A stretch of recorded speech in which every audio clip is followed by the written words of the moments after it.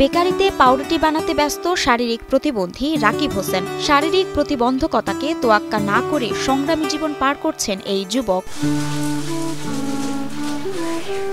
লক্ষ্মীপুর জেলার রায়পুর উপজেলার চরমোহনা এলাকার এ বেকারিতেই শ্রমিক হিসাবে কাজ করেন রাকিব। শারীরিক প্রতিবন্ধী রাকিবের সকাল সন্ধ্যা কাটে বেকারি পণ্যের প্যাকেটজাত করা সহ নানা কাজে। এতদিন যাবত আমি বেকার ছিলাম, আমার সংসার চালাতে খুব কষ্ট হয়, তাই এই বেকারির মালিক আমাকে বাড়ি থেকে নিয়ে এসে কিছুদিনের জন্য চাকরি দিয়েছে। স্থানীয় বাসিন্দা কৃষক আব্দুল হামিদের ঘরে জন্ম নেয়া রাকিব দুই ভাইয়ের মধ্যে ছোট। 2 বছর বয়সে জ্বরে আক্রান্ত হয়ে বুক পিঠ বিকলাঙ্গ হয়ে স্বাভাবিকতা হারান রাকিব।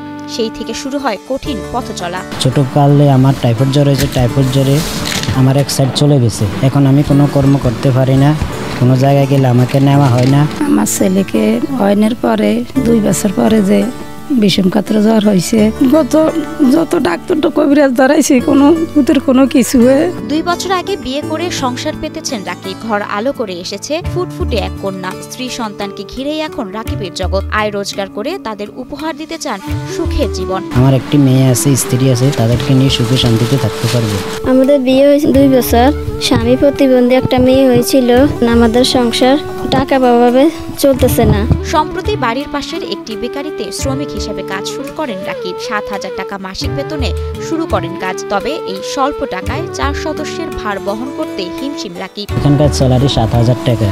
এখনকার বাজারে 7,000 টাকা কোনো কিছুই হয় না। শারীরিক প্রতিবন্ধী হলেও রাকিবের কাজের গতি ও দক্ষতা নিয়ে কোনো অভিযোগ নেই বেকারি মালিকের।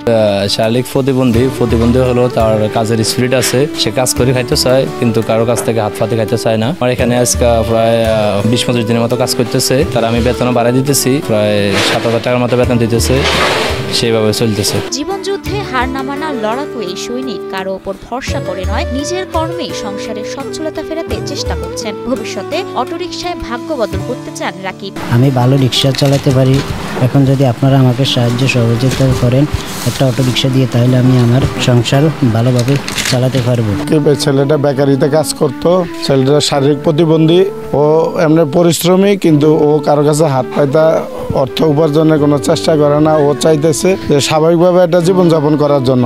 সরকারি ও বেসরকারি উদ্যোগে একটি অটোরিকশার ব্যবস্থা করে দেওয়ার আকুতি রাকিবের পরিবার ও এলাকাবাসীর। বিয়ে শাদী করাইছি, সংসার অভাবে চলতে আছে, তারে পারি না এখন গাড়ি কিনে দিতে। আপনারা যদি 10 জনের সাহায্য করেন আমার এই ছেলের দিকে চাইয়া, আপনারা বিদ্যমান যারা আছে তারা যদি অর্থ দেওয়া ওকে একটা অটো গাড়ি কিনে দিতে পারে, তো আরেকটু স্বাবলম্বী হয়ে চলতে পারে।